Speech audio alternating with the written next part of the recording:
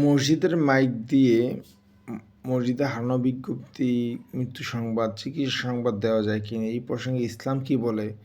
এটা সম্পূর্ণ শরিয়া বিরোধী এবং মসজিদের মর্যাদা পরিপন্থী।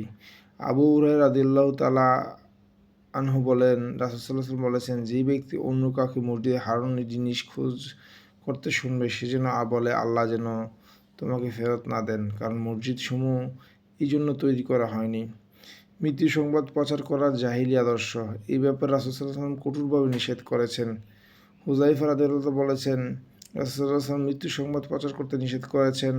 মৃত্যু সংবাদ প্রচারের নামে সুখ প্রকাশ করে কোনো লাভ হয় না, শুধু লোক দেখানোই হয়। তার প্রমাণ হলো, সব জানাজার লোকের সংখ্যা একরকম হয় না, কারণ জানাজা হাজার হাজার লোক হয়, আবার কারো জানা 100 লোকও ছোটে না।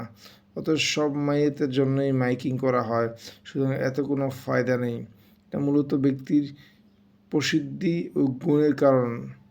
তাছাড়া শুভাকাঙ্ক্ষী হলে এমনিতেই সে মৃত্যু সংবাদ শুনতে পাবে, মাইকিং করে জানানো লাগবে না।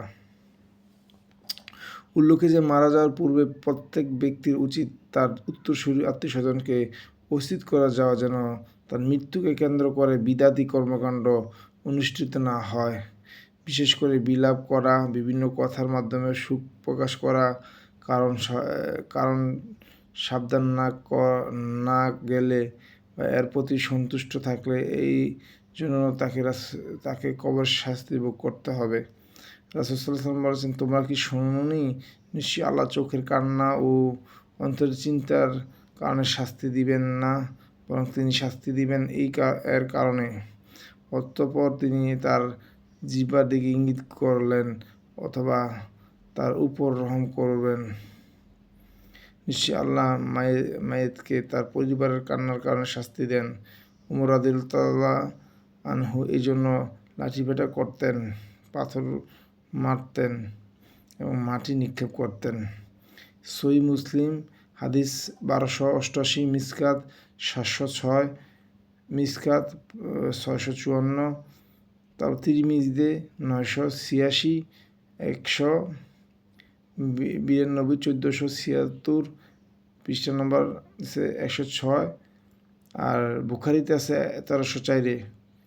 আচ্ছা, এটি লাগলে রেফারেন্স দেওয়া যাবে, সমস্যা নেই, এটি সঠিক কথা কিনা তা জানতে পারবেন। কিন্তু আমার প্রশ্ন হলো, খতিব, ইমাম, মুয়াজ্জিন আপনার এলাকাত করে কি না? আমার এলাকাত হয়, তো আমার জানার দরকার। আমি ইউথ, আমি জানি আল্লাহর কাছে জব দিতে করতে হবে। এখন আপনারা যারা মাইকিং করে এইসব বলে, তাদেরকে প্রশ্ন করবেন, এটা কি ইসলামে আছে, এটা কি শরীয়ত আইনে আছে নাকি এটা বিরোধ? তাহলে আপনি কেন এই দায়িত্ব পালন করতেছেন? হ্যাঁ, আপনি কেন ইমামতি করতেছেন, মুয়াজ্জিনি করতেছেন, মাইকিং করতেছেন? আপনি খতিব সাহেব কিছু কেন বলতেছেন না? এর জবাবদিহিতা আপনার থেকে নেওয়া হবে। কেননা আল্লাহ সুবহানাহু ওয়া তাআলা 4 শ্রেণীর ব্যক্তির মাধ্যমে জাহান্নামের উদ্বোধন করবে, এর মধ্যে একজন থাকবে আলেম। আপনি কি ইসকনের সদস্য? আপনি কি ইহুদিদের সদস্য? আপনি সঠিকভাবে ইসলাম কেন প্রচার করতেছেন না? আপনি কেন বেদাত গুমরাহির মধ্যে শিক্ষা দিচ্ছেন? এর জবাবদিহিতা অবশ্যই আল্লাহর পাক আপনার থেকে নেবে। আমার ফ্যামিলি, আমার মৃত্যুর খবর কোনো মাইকিং হবে না, আজকে জানাই দিলাম। যদি আপনারা দেন, তাহলে আপনারা সবাই আল্লাহর কাছে আপনার জবাবদিহিতা করবেন, আমি না। আমি আমার এলাকাবাসীর পক্ষ হয়ে আমি জানাই দিলাম যে আমার ব্যক্তিগত পার্সোনালিটি, কারণ ইসলামে যদি থাকতো অবশ্যই 100 বার মেনে নিতাম। ইসলামে যেহেতু নাই, তো এটা খালাস। তো আমরা আজকে থেকে আমরা সবাই ইয়াতে প্রতিবাদ গড়ে তোলেন। ইসলামটার আগে টাইট করেন, মানে যারা দায়িত্ব নিছে তার আগে জাস্টিফাই করেন তারা সঠিক কি না। সঠিক নিলে ক্যান্সেল করেন। কারা দিচ্ছেন আপনার সেক্রেটারি, সভাপতি কারা বানাচ্ছেন?